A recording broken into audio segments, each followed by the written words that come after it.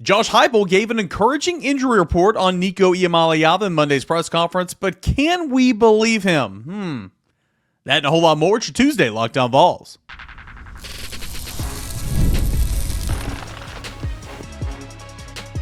You are Locked On Vols, your daily podcast on the Tennessee Volunteers. Part of the Locked On Podcast Network, your team every day. Hey, good Tuesday, everybody. Welcome into Locked On Vols. I'm Eric Kane. I appreciate you guys being here, making Locked On Vols your first listen, your first watch, wherever you get your podcasts. Of course, we're free and available, all that and more. And couldn't do the show without our friends over at FanDuel Sportsbook, where all NFL season you can win big on over at FanDuel, where new customers can place a $5 bet and you'll get started with $150 in bonus bets. If you win your first $5 bet, visit FanDuel.com to go ahead and get started today. We're going to work through a couple of different things today. Josh Heupel had some encouraging injury reports on a Monday press conference, but my question is, can we take anything he says in those press conferences to heart? More on that here in a moment. Plus, what he and some other Tennessee volunteers who spoke on Monday think about Gaston Moore and the confidence level they have in Tennessee's backup quarterback. We'll hear from those here in just a matter of a couple seconds. And then, of course, we're going to take over the mailbag questions, where you everydayers take over the show. That is coming up in segments 2 and 3. So, yeah, the big news of Monday, I guess, the big news of Saturday was Tennessee won, but really the bigger news was that quarterback Nico Iamaleava did not play the second half. Dante Thornton left the football game. Andre Keurig didn't play in the second half. I mean, Tennessee got kind of beat up a little bit. We talked about it in Monday's show. Well, of course, the very first question that was asked to Josh Heupel in his Monday press conference was about Nico, if there was any update to Nico, and so on and so forth. And he said a little bit more than I thought he'd say, but here's what Josh Heupel had to say about his starting quarterback Nico Iamaleava and his availability for Saturday's game against Georgia. Yeah, he was with us today. Had a really good day. Feel like he'll be in great shape for Saturday, but you guys can monitor the whatever the report is that comes out on Wednesday and track it through the week, but certainly feel like he'll be in a good spot.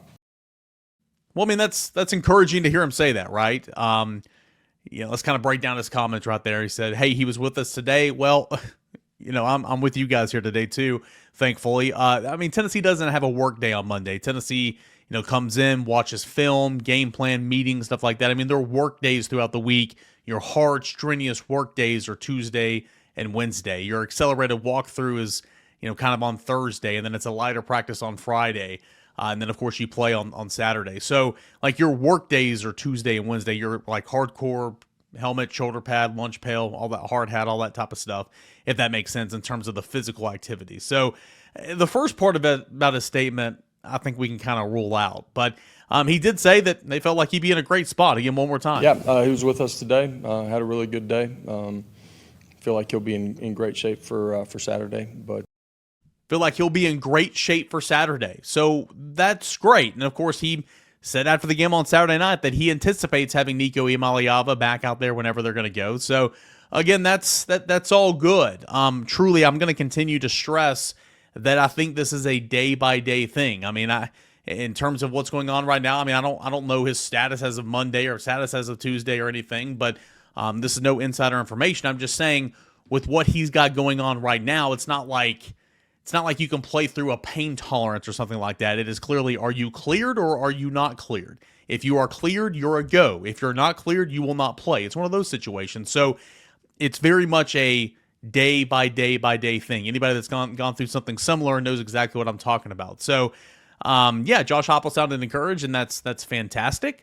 I would, wait and see for the Wednesday, Thursday, and Friday availability reports. I would assume Nico's going to be questionable on at least Wednesdays, and then we'll see Thursday or Fridays if that changes, upgrades to probable or something like that. So I think that's what we really need to pay attention to. So there's encouragement, and it feels like Nico's going to be ready. But if Nico is not ready to play against Florida, what's the confidence level in Gaston Moore? How much practice time does he actually get? And, typically your backup quarterback gets reps with the first team a little bit in the team portion. I mean, the overwhelming majority will go to the starter in the first team offense, but those role players, those receivers, like a Dane Davis at offensive tackle that plays 50% of the time, those tight ends that they rotate, not straight one offense, two offense, but some of those role players, and Gaston Moore's that backup quarterback. He'll get some reps, but a lot of times, the joke was in the NFL, if you're Peyton Manning's backup quarterback, you never practice. You never did anything because Peyton hogged all the reps. Well, Gaston Moore does get reps in practice. Josh Heupel said that on Monday, and he said that, and Will Brooks had some things to say about Gaston Moore, and Miles Kitselman had some things to say about Gaston Moore. I kind of put all these together. This is what Tennessee's coach and players said about Gaston Moore and the confidence level they have in him. Yeah, Gaston gets reps throughout the course of practice, every day, every week, and that's why he went out and played the way that he did too. Yeah, Gaston's a super confident dude. He has talked about how he feels really confident in his game and how he's ready at any point in time to get out there. Just coming out there and, obviously all of us other 10 guys out on the field, making sure that he knows that we got him, whether that's protection or details in the route. But, yeah, Gaston's a super confident kid, and everybody has faith in him. Yeah, obviously, Nico goes down. It's, you want our starting quarterback to be there, but, we all trust Gaston. And then just from, our defensive standpoint, we knew, we had the lead, so we know if they don't score, they can't win. So we just know, that's our mentality, not to let them score. So we knew we could win the game that way. That was Josh Heupel to Miles Kitselman to Will Brooks talking about and speaking on Gaston Moore. I'm going to reiterate kind of what I said on Monday's show clearly. You saw that from play one, from the one and only play that he went in and played against Alabama when he went in and chucked it deep, right? Tennessee's got confidence in his throwing ability. Dude's got a cannon. He's got an arm. Especially when you were spotted 13 points. Tennessee changed a little bit about how they played, no doubt, but still, you were able to run the offense. They still put the ball in the air as well, took some shots down the field. So it didn't all change. But, I saw with a 13-point lead against an SEC program, not a Kent State, not a UTC, not anybody else, a UTEP in a couple of weeks. I saw Gaston Moore, Tennessee's backup quarterback, who's a walk-on, mind you, go out there and play fine. From the play calling, it's evident that they've got confidence in his ability to go out there and run the offense. And remember, Gaston Moore knows this Tennessee offense better than anybody not named Josh Heupel on UT's campus. Why? Well, Joey Halsley maybe. But why? Well, because he was at UCF with Heupel, and then when Heupel went to Tennessee, he came with him and walked on. He's been in the system since 2020. Dude knows ball, especially this offensive system. So he's cool, he's calm, he's collective, he carries himself with a lot of confidence. I don't know about you guys, but I want that in a backup quarterback. And why not for Gaston Moore, right? Again, he knows this offense better than any player on the team. He's been there, done that. He's living the dream, right? He's not getting paid for it like you would in the NFL, but he's that second or third option at quarterback throughout his career. Not getting beat up an awful lot unless he's playing scout team, and even then they kind of protect those players. But you're on the team, you get all the perks. I don't know. He carries himself a little bit like just a confident guy, and that's what I want in a quarterback, and I certainly want that in a backup quarterback that has to step up and do some things. So by seeing Gaston Moore's play the other night, I'm confident that he can run the offense. Now, obviously, if he could run it better than Nico, he'd be the starting quarterback. I'm not trying to say that he's better than Nico. Certainly not. He's got arm strength, but Nico's got a better arm. I feel like he's accurate with a football, but Nico's more accurate. Throws a better football. He's got more spin, got more velo on it. Nico's better, off platform, moving on the run, even though Gaston made some plays out of the pocket the other night. But Nico, that's Nico's game. Clearly Nico is your starting quarterback, and in my opinion, is going to be one of the better players in the country next year. But he's got a bright future. But I think Gaston Moore's plenty capable of going and doing some things. So what's that look like? I think somebody will ask me a question like, what would that look like if he was the starting quarterback for Tennessee at Georgia this week? And I'll answer that later on when we get to the mailbag show, mailbag questions in the show in segments 2 and 3. But it's good that Tennessee's got confidence in Gaston Moore. Hopefully they're not going to need him. But football's a contact sport. You got to be ready to go anytime you can. That is for sure. One other clip I want to play for you guys. The question was asked, at this stage in your coaching career, year 4 at Tennessee, what's different about this game week heading into Georgia? 2022, a lot of similarities, right? Both teams were undefeated in 2022. Both teams here have one loss. Both teams playing for a college football playoff. Both teams playing for a college football playoff. Both teams playing for a spot in the SEC championship game. potentially that's the case here as well. So a lot of parallels. What's different, or do you have a sense of better comfort, I guess, is the question that was asked to Josh Heupel entering this week's Georgia game? More prepared. We've been in all of our systems longer. This football game is different than the last one. Still facing a great opponent, and you got to handle everything that comes with being in a game like this, and you earn the right to play in big football games, by what you do during the course of the season. And some of the things that didn't go well last time were a direct reflection of who we were playing, and some of it was some things that we can control too. And in these games, you got to do ordinary things at a really high level consistently. And for us, that means you got to prepare at an elite level. You got to practice really well, and put yourself in a position to go play good football.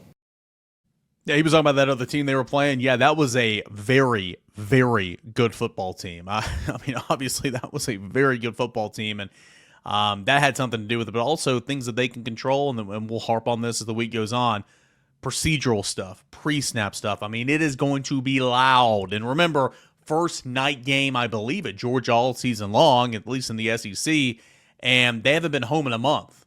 Tennessee's been home for a month, and now Tennessee's leaving Neyland Stadium and going back on the road. So how do you deal with all that type of stuff? We'll talk about it as the week goes on. So good Monday on Rocky Top for the Josh Heupel and players press conference, and some assistant coaches and some more players will speak today. And, of course, that first media availability report, injury report, will come out on Wednesday. But all signs appear to be in good positioning for Nico Iamaleava. And, I mean, I'm not going to sit here and try to blow smoke. I mean, I 100% believe if you're going to win this game, you need Nico. So, encouraging signs from Josh Heupel. That was great to hear, but I do want to stress it's probably a day-by-day thing for sure. And Josh Heupel's never been one to be obviously truthful about injuries, and I can't blame him there. I certainly cannot blame him there. Hey, when we come back, we'll get into your mailbag questions, all that and more, as we continue on here on a Tuesday Locked On Vols. Hey, Tennessee fans, listen up. You need to download the Roy app. You've heard us talk about it, Roy, this season and how they are revolutionizing the NIL industry. Roy allows you, the fan, to have a say in who gets the NIL money. And here's what I absolutely love about Roy. You get your money back if that player transfers. Pretty nice, huh? Roy is helping us keep the teams intact, and it's actually good for the long-term standing of the program. Let's get to the spotlight of the Roy Locked On Player of the Week. This week, we're going to highlight Dane Davis. I want to think about an offensive lineman, okay? I've already given one to Cooper Mays, but I wanted to think about an offensive lineman that, quite frankly, might not have as many NIL opportunities, right? And I think Dane Davis fits that mold. But he's a guy that plays a whole lot of football, and Tennessee just rushed for 240 yards against an SEC opponent. So I think he deserves some love here. We're going to throw some money into his account on Roy. Every contribution counts, 10, 20 bucks. It all adds up and is going to help your favorite players stay put. Join me in showing some love for this week, Tennessee offensive lineman Dane Davis.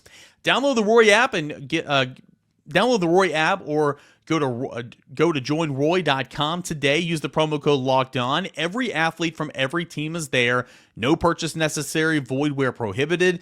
Go to joinroy.com for full terms. Roy, support the players, and you can change the game.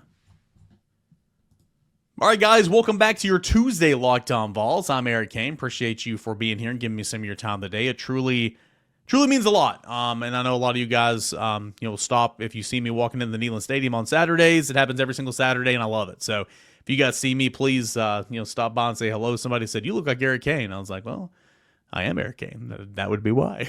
And, met somebody this Saturday, so that was awesome. So I really, really do appreciate you guys. And you can be listening to anything, right now, but you're at least taking 30 minutes to listen to this show, and I really, really do appreciate you. Okay, so I'm going to listen to you, some of your questions here in the mailbag portion of the show. All right, let's go to Alan. Alan says, tired of election talk, ready to hear some Kaner and Matt Ray talking on this fine Wednesday. That was last Wednesday, talking about our trail tidbits. Let's go to Brian. Brian says, W's are all that matter the most. You see that when you look around the NCAA. Having said that, it's been hard to walk away from a game feeling good since week 3. Brian, you and I, man, we go back and forth a lot in the DMs, and I enjoy talking with you for sure. I'm gonna have to be on the other side of this one. I mean, I hear you in terms of Tennessee leaving a lot of points out there on the field, but you mean to tell me you didn't walk away from the Alabama game feeling good? You mean to tell me you didn't walk away from the Florida game feeling good? And I understand Florida's down, and I get it, but like Florida's owned Tennessee in this series, and anytime you beat Alabama, that's great. You lost to Alabama 15 straight years, and Tennessee's now beaten Alabama 2 times out of the last 3 seasons, and Alabama, obviously, yeah, college football playoff committee loves them, and we'll see where they're ranked later tonight, of course, with Tennessee as well, but I'm going to have to disagree with you there. But again, the way you started out, W's are the most important. Just look around at the NCAA. I wholeheartedly agree with that. For sure. Tennessee's playing itself in position to be in the college football playoffs. Can't ask for much more than that, but I hear you there. James says, let's assume Nico doesn't play against Georgia. How would you call the game if you were the head coach? Obviously, slow it down and play some defense. But beyond that, what are you calling? Yeah, it's a good question. I don't want to slow it down too much. I know what you're trying to say, shrink the game a little bit. I get that. But, Tennessee hasn't been this lightning-fast team, but it's still a tempo offense. So I don't want to change too much of that because I think that's who you are. But, for Gaston, for Nico, I like to get him out of the pocket. For Gaston, I'm wanting to have plays closer to the line of scrimmage. Even with Nico, early in the season, it was 20-yard dig, post, go, seam. I mean, everything was down the field. And don't get me wrong, Tennessee still takes shots with Nico. You saw a couple of shots the other day. Dante Thornton touchdown, Squirrel White touchdown. But they started bringing things in a little bit, more rollouts to the sideline, more things over the middle of the field, and I thought that helped Nico out a little bit as well. So I would do a little bit more of that with Gaston as well, kind of build his confidence up. But obviously, you've seen his arm; he can sling it down the field. So I wouldn't change too much in that regard. Basically, if you have Gaston, I would try to, have some short, high percentage throws to get his confidence up. I would have the run game going so you can run play action off of that and kind of freeze those linebackers a little bit. Defense has got to have a good game. I don't think Gaston excels out of the pocket a whole lot, so you're going to want to protect him and keep him upright. I mean, all these things you should be doing anyway, but ultimately I would have not as many deep routes. I would have, short, intermediate, moving the sticks, and then I would take your shots just like Tennessee did the other night. And Tennessee took a lot of shots in that second half, but they were also leading in the football game, up 13 at one point and up 9 at one point. But I wouldn't change an awful lot, to be honest with you. I would rely on your defense to be who you are, your run game to be who you are, your offensive line to be who you've been the last 3 games, and just tell your quarterback to go out there and manage it is kind of how I would approach some things. That's just my opinion, but again, I am no football coach. Braden says, I'm not a genius when it comes to our offensive scheme, but it feels like at times there's no variation in the run game. Would you care to elaborate in terms of schematically how our run game functions?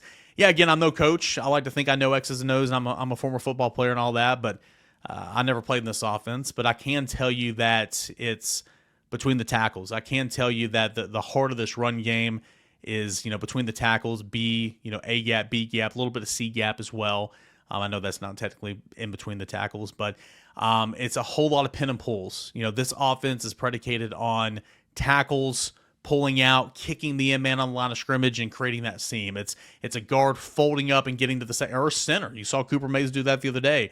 Snap the football, fold around your left guards, go up and get that linebacker, and he did that on Dylan Sampson's run, and Sampson was able to cut it back inside and go score that 33-yard touchdown. It's a lot of pin and pull. Sometimes we'll take that tight end and H-back and kind of have him come. You can't see my hand here. Have him come in, motion inside a little bit, and then go up and get that linebacker and have that split zone look. He's your lead blocker right there. You have a tackle coming and kicking this guy out, and then middle of the field's open. So it's a lot of movement. It's not, hear me out, it's certainly not an option offense.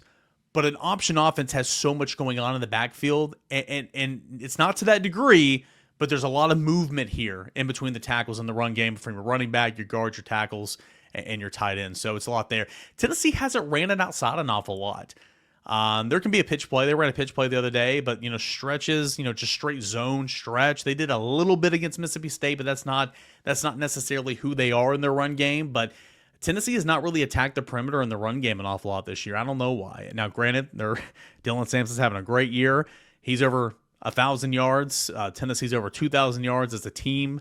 So what they're doing is working, but I would like to see if it's not working or if it's getting stuff for them to kind of change some things up a little bit. And we haven't seen a whole lot of outside runs, whether that be zone, stretches, or even speed options. I know they ran one the other day as well.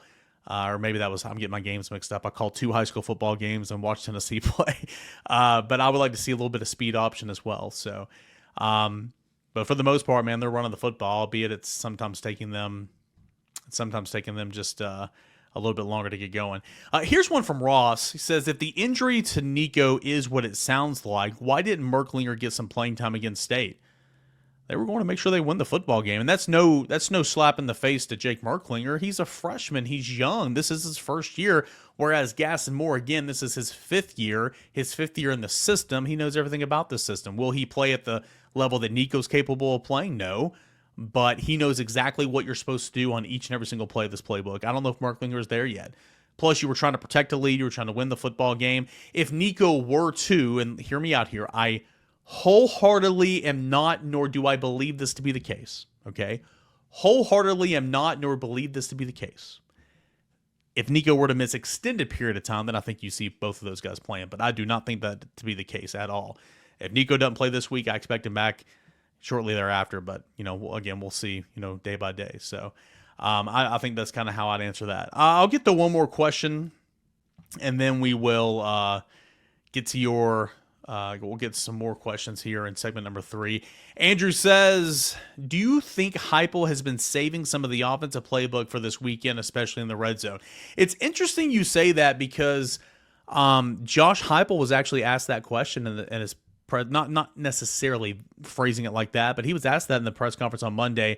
Essentially, the question was, what's the benefit to holding some plays for the right time or putting those plays on tape to make sure that your opponent has to prepare for those? I'm a huge believer in throwing a crap ton of stuff out there on film and making your opponent spend time in practice, teaching, walking through, and repping, because it takes time away that they could be focusing on what they want to focus on. I'm a huge believer in that. But also, I'm a huge believer in keeping something in your back pocket. For your specific question, Andrew, I would say no. That would be my answer. Do you think Heupel's been saving some things in the offensive playbook for this weekend, especially in the red zone? Not necessarily for this weekend, but in terms of for the red zone, no, because Tennessee's been abysmal in the red zone for the last couple of games. And you would think that they try to fix that 100% over the course of the last couple of games, right? Not want to hold anything because they've been that bad. As far as holding some things, I think it's called wrinkles. So it's adding a twist to a scheme or a twist to a play or a twist to a formation that you already run. So I'm a big fan of wrinkles, and we see different wrinkles in the game plan each and every single week. So I hope that kind of answers your question, Andrew. I know I was kind of all over the place, but no, I don't necessarily believe all that, but I do think wrinkles will be in effect, just like we saw some wrinkles how Tennessee lived in 12 personnel with 2 tight ends this past week against Mississippi State. Hey, when we come back, we'll get into more of your mailbag questions, all that and more here on a Tuesday, Lockdown Vols. Get ready to tackle the NFL action with FanDuel. It's America's #1 sportsbook because right now new customers can bet $5 and get $150 in bonus bets if your bet wins. The FanDuel Sportsbook app gives you everything you need to place live bets on the NFL all in one place. So when you get a hunch in the middle of the game, you can check out the latest stats, view the live play-by-play, and so much more, all on the same page where you place your bets. Just visit FanDuel.com to join today. You'll get started with $150 in bonus bets if you win your first $5 bet. That is FanDuel.com. FanDuel.com. Never waste a hunch and make every single moment more with FanDuel. It's an official sportsbook partner of the NFL. We got a couple more questions left here on this Tuesday show. Locked On Vols, mailbag questions happening right now for the everydayers. We do it every single Tuesday right here on Locked On Vols. You can always send in your questions at _Caner at Locked On Vols on Twitter, or find the show channel on Instagram at Locked On Vols as well. Coach Griff says, what do you think the core of the wide receiver question is? And do you think that the slow offensive pace is the key contributor to this year's dysfunction? No, I mean, again, they're not going as fast as they normally do, but it's not like they're going slow. I just think you're seeing inconsistent play of your wide receivers. Look at Chaz Nimrod. He's gotten a lot of PT here lately. He got 4 snaps the other night in that football game. He didn't play an awful lot. Chris Brazzell, some games he's there, some games he's not. Dante Thornton is your deep threat, but there's not a whole lot of variance in his football game right now. Of course, he's been banged up too.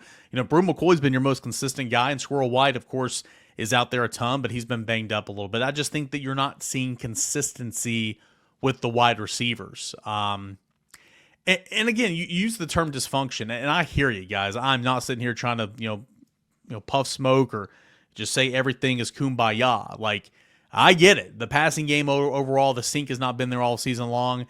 The red zone is so frustrating. Tennessee's inability to score in the first half of football games there for a little bit of a stretch. The fumbles in the red zone, like, I get it. But Tennessee's a really good running football team, and it's not. Dylan Sampson's a dude, and he's a tough MFer. Okay, he is. He is tough. He is good. He's got good feet. He's got good vision. That offensive line's done a heck of a job in front of him too, and Nico is making a lot of those right as well. In the run game, in terms of not changing the play, but getting lined up and shifting guys and all that too. So it's not like Tennessee's offense is just horrific, but it certainly can be better for sure. But to answer your question, Coach, I think it's just inconsistency with the wide receivers, and nobody's really playing at a high enough level from game to game. I think that's the best way to describe it. And Brew's a really good talent, but like he's not a consistent weapon down the field all the time, in my opinion. I hope that makes sense. Let's go to Todd. Who will become the next voice of the Vols? Good question, man. We'll see. I think Mike Keith is an obvious answer. Could you make it work? As I mentioned on that one show, I think Mike Keith's got a fantastic thing going on with the Tennessee Titans, where he's been there for 25 years and done a fantastic job with them. Is very invested in the organization. So, would he want to leave? I can't speak on his behalf, but I think that's a no-brainer, and Tennessee has the funds to get it done, okay? But I would start the conversation 100% with Mike Keith. Neil Price, voice of the Mississippi State Bulldogs, just in town. He's from Morristown, Tennessee. He's been calling games for the Bulldogs since, I think, 2016 or 2017. Darren Hedrick is a voice on the Wildcat Radio Network. I believe he calls baseball and women's basketball for Kentucky. He is an East Tennessee guy. Roger Hoover, who's with the Crimson Tide Sports Network. He's a guy that's from Tennessee's broadcasting department, and he's a Tennessee guy from King Sports. So, I mean, there's a lot of options, that Tennessee produced a lot of talent all across the SEC. So I think there's a lot of Tennessee ties option. But for me, I just want to go out. If it's not Mike Keith, I know Mike Keith. I know what he's all about. Like, sign me up every single day. If it's not Mike Keith, just go out and find the best guy for the job. It doesn't necessarily have to be a Tennessee tie, in my opinion, but just go out and find the best guy. Brian Rice, who's current voice of the Lady Vols, he's very, very much in that conversation too. What's going on with the defensive front? From Todd again. They seem like they've struggled stopping the run the last 2 weeks. I think you're missing Keenan Peely, number one, and I think you're not holding your gap integrity. I mean, you're getting pushed out of the gaps. Linebackers are slow to come over there and cover. Sometimes you're hanging your teammates out to dry because you're kind of freelancing a little bit. Gap integrity. Gap assignment football has not been there the last 2 weeks, and man, it's crushed Tennessee's rush defense. Man, those numbers are really Tennessee defense is good overall. Don't get me wrong, but the last 2 weeks, those rushing numbers allowed, not great. Gabe says Sampson had 20 carries in the first half, 19 technically, but I even said 20. I thought it was 20, but 19. Just nitpicking here. Sorry. Why are we giving him such a big workload that early in the game? Lots of backs don't get that many touches in a single game. Yeah, Tennessee's running backs for 3 years didn't get that many touches, right? I don't know, man. I don't know. 19 carries that early in the football game. I even said that right before he got hurt. I was like, man, he's touching the ball way too much, because you ride him in the second half. And, that was with him going 2 series, backup going 1, him going 2 series, backup going 1. But I think they got to be smarter about that. There's going to be another question here in a moment about his usage. I think they got to be smarter about that moving forward, especially because you got a scare the other night about him, getting hurt. I don't know why they're giving it to him so much that early in the football game. I'm fine with them riding him out there with just handoff to win a football game late if things aren't going well, or protecting a lead, but that's too many in the first half for sure.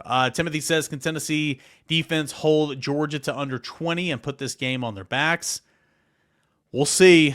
Certainly, we'll talk Georgia as the week goes on, but, not as many playmakers, skill, tight ends, not where you normally are, running backs, not normally where you are, wide receivers, they're okay. Beck is a good quarterback when he's given protection, but he's turned the football over a ton. It's possible for sure. I'm not calling under 20. I'm just not.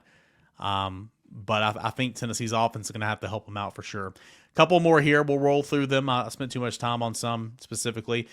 Do we have a better chance of beating Georgia this go-around than we did 2 years ago? If so, why or why not? Yes. Defense. Going back to the question before. You actually have a defense this year, 100%. It's in Athens, and no, our offense is not better than 2022, but our defense and offense is statistically better than them both nationally and in the conference. Yeah, and I think Georgia's not as good as Georgia's been. Georgia's a good football team. Don't mishear me here. Georgia's a good football team, but is Georgia nationally ranked in the top 5 defensively across the board? No, they're not. Is Georgia's offense got playmakers like Darnell Washington, Brock Bowers, George Pickens, Lad McConkey, up and down, wide receiver? No, it does not. So Kendall Milton, McIntosh, all these running backs, Gurley. No, it doesn't. So I think Tennessee's better. I think Georgia's a little bit worse than where it's been. Jonas says, updates on Cam Selden. Did he burn his red shirt in the Mississippi State game? Yes, he did. Here's what Josh Heupel had to say when he was asked about Cam Selden on Monday. As a young guy, he's had to battle his way through some injuries early in spring ball, limited some of what he was able to do during the course of training camp, built his load, kind of got nicked up in the middle part of it and missed some time. He's just a young player who's going to continue to get better. I love his attitude, his effort, his want to. He's a guy that's always in here watching extra films, so he's got a great future in front of him. He's just got to continue to chase it. The look of it is, if you haven't played in a couple weeks, you played in 4 games, the thought process is you're going to hold out, wait and red shirt and then maybe transfer. After talking with some people this week, I don't think that's the case with Cam Selden. I just think he's behind. So that was encouraging to hear Josh Heupel there. Matt Roberts, what up, Matt? I'm going to shortchange you because I'm running out of time here, but what's up, buddy? Miss talking to you. So why won't we get in the college football playoff at 10-2? Blah, blah, blah, blah, blah, blah. Are we good enough to get in at 10-2? You hear the narratives out there. Tennessee's strength of schedule is not helping them. And I understand, I'm not saying it's funny. You got to compare one week to the next and what the committee says this week, what the committee says this week. Ole Miss has the worst loss of any team in the college football playoff conversation, right? But has a head-to-head win over Georgia. Well, Tennessee has Alabama, but Alabama's strength of schedule is so much better. I think Tennessee should get in. Will the SEC get 5 teams in? I don't know. But there's going to be a lot of people out there looking at Tennessee's strength of schedule, even though Indiana's right there, Penn State, even though Texas has 1 win over a top 25 opponent at the time of their playing, and look at Tennessee's strength of schedule and say it's not good enough. But I think 10-2 should be good enough to get you in from this conference for sure. All right. I'm going to do one more. I'll try to get more questions tomorrow. I'm just running out of time, guys, and I need to stop making podcasts that last 38 minutes. Let's go to Aaron Hurd. Hey, Eric, or should I say Big Fudge? Love the How I Met Your Mother reference. Hey, big fan of How I Met Your Mother. Anyways, any update on Bishop? I'd love to see Sampson have a break and not have 23-plus carries in a game. So far, Bishop is the best RB2. Would be so great to see Lewis and Selden improve too, to be relief if so big. Yeah, we'll see about Bishop. I know the plan was to rest him last week, get him healthy, and then have him ready to go down there in Athens because he's played in. It's wild to say that he's a veteran in away games, but he's done pass pro in an environment like this before, not like this, but on the road before, and he's further along in that respect than that of Peyton Lewis and Cam Selden. We'll see. I think it's going to come down to the wire for him if he's going to be ready to go with that ankle. But the plan all along was for him to rest last week, play this week. we'll see if he's at that point, but I know it's going to be close. Hey, guys, appreciate you so much for tuning in and listening to us here on Locked On Vols. If I didn't get to your question, I'm sorry. I've got a couple more here. Maybe I'll work them into the show tomorrow. But I do appreciate you guys sending those in and making Locked On Vols your first listen each and every morning. We are free and available wherever you get your podcast. Can't thank you enough. Tell your friends, tell your family about this show. If you're listening or watching and you're not subscribed to the channel, just take 2 seconds. Please do that. It helps grow the show. And it helps your boy get paid. Gotta pay the bills. Gotta pay the bills, right? Appreciate you guys as always. Same time, same place. We'll do it again tomorrow. This is Locked On Vols.